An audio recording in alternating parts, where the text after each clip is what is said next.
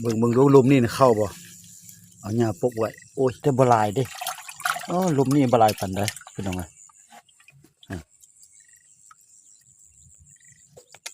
ลมนี่บ่เข้าปานใดโอ้นี่ตัวใหญ่พี่น้องเอ้ยลูกโอ้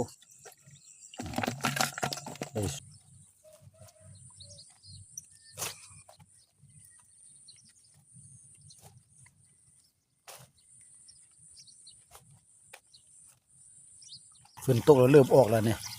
เบิ่งไหมอันนี้ก็หูหนึ่งพี่น้องมาอยู่นี่เด้นี่พี่น้องต้องได้ขุดกระปูระบาดนี่นะเนี่ยอยู่นี่ก็มีพี่น้องเนี่ยเต็มอยู่นี่ในบ้านจนบ่จันเจาะอยู่นี่เด้อยู่นี่ก็มีนี่อยู่นี่ก็มีพี่น้องเลย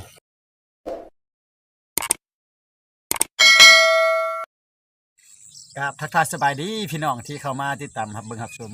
เราจันพามายามมานาดักคุมนาเฮียดพี่น้องเลยเนาะเมื่อวานกับเทวาปินนาคลิปหนึ่งแหละเทวายามไปกับพ่อได้อยู่แต่เมื่อนี้ก็ได้อยู่ทางหลังนี่แหละพี่น้องก็ยังไม่ได้เบิ่งเธอยังปลุกอยู่พี่น้องไปจะพาเบิ่งว่ามื้อนี้เป็นมื้อที่2รอบที่2จะเข้าบ่อนะแต่เมื่อเบิ่งกับเราจะ2คุมนี่ซื่อๆ2ลุมนี่เนาะก็คือเดียวนั่นแหละแต่ว่าเมื่อคืนกับฝนตกแห้งพี่น้องกุ๊บเขียดห้องอาบเจ้านี่ดังคับเลยนะกบก็จะบ่มีแต่เขียดเสียงเขียดหลายเบิ่งน้ำกันไปเบิ่งดูลมนี่เข้าบ่เอาหญ้าปกไว้โอ้ยจักจะเข้าบ่เข้ากับบ่ฮู้ละมันนี่นะเอากระป๋องมาพี่น้องเก็บใส่กระป๋องเลยนี่เบิ่งเด้อจะเข้าบ่ค่อยจกเข้าไปเบิ่งก่อนโอ้ยมีอยู่พี่น้องแต่บ่หลายเด้ลมนี่บ่หลายปานใดพี่น้องเอ้ย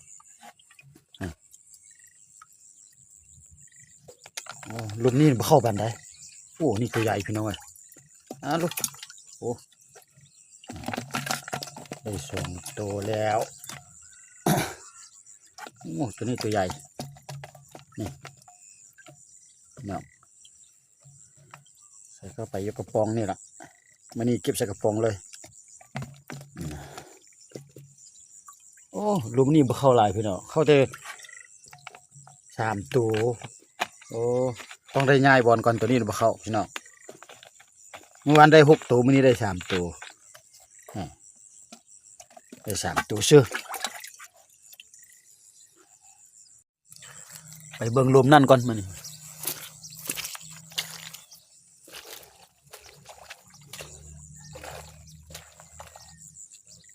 นี่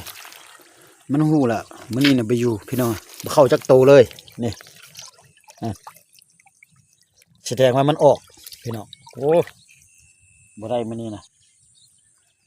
ได้แต่ลุมถึงกัน3ตัวพี่น้องโอ้บ่เข้าเนาะต้องได้ยายมองเนาะบัดนี้เนาะแสดงว่ามันหูว่าจะย้ายไปตัวนั้นเนาะบัดนี้เนาะ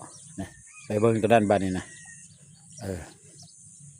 มันบ่เข้าไอ้พี่น้องพี่น้องฟงนกนะเว้ยนกอย่างมาบักละลาย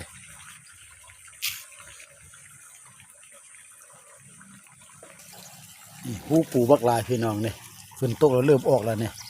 เบิ่งไหมอันนี้ก็หูหนึ่งพี่น้องมาอยู่นี่เด้นี่พี่น้องต้องได้ขุดกระปูระบาดนี่นะเนี่ยอยู่นี่ก็มีพี่น้องเนี่ยเต็มอยู่นี่ในบ้านจนบ่จันเจาะอยู่นี่เด้อยู่นี่ก็มีนี่อยู่นี่ก็มีพี่น้องเลยโอ้นี่อยู่นี่เด้นี่หวยใหม่ๆเราได้ขุดกระปูระบาดนี่นะ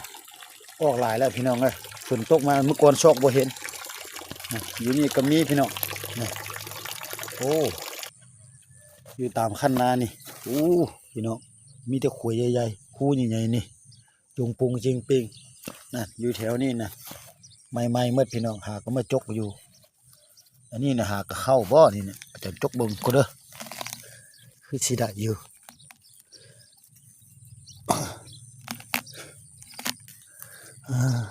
โอ้บ่ได้ไหนพี่น้องดินยังแข็งพี่น้องเอ้ยโอ้กระปูลายพี่น้องนี่ โอ้ออกอยู่พี่น้องเมื่อก่อนเบาจันซอกบ่เห็นเดี๋ยวนี้ฝนตกมันออกพี่น้องเอ้ยสิได้บ่ลองเบิ่งโอ้ยนี่ได้อยู่นี่จะแม่นหากระเข้าบ่ พี่น้องนี่เห็นแล้ว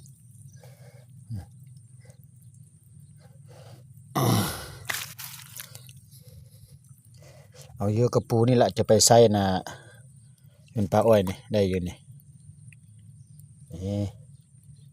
ไอ้ตัวนึงนี่มาแล้วกระปูเขาได้หนึ่งตัว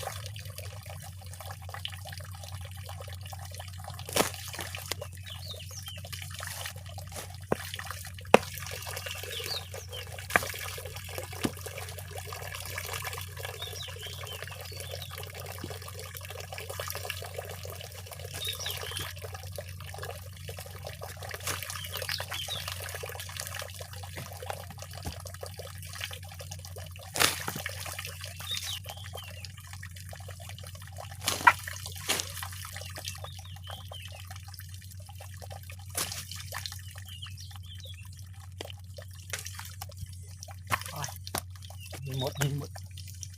หมดแดงเสร็จแล้ว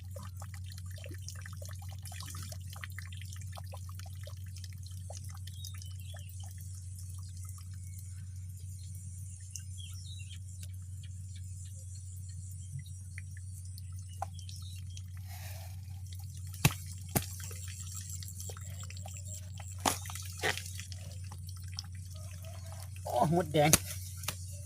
หมดแดง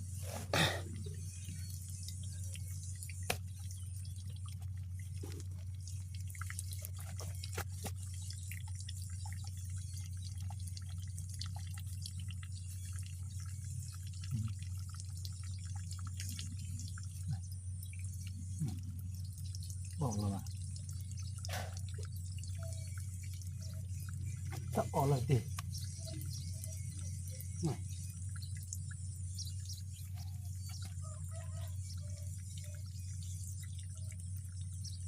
น้องกระปูไปอยู่ละ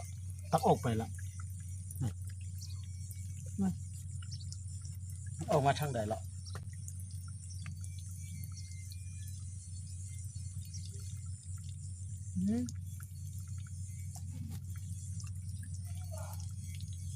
ตักกระปูออกไปแล้วไปอยู่แล้ว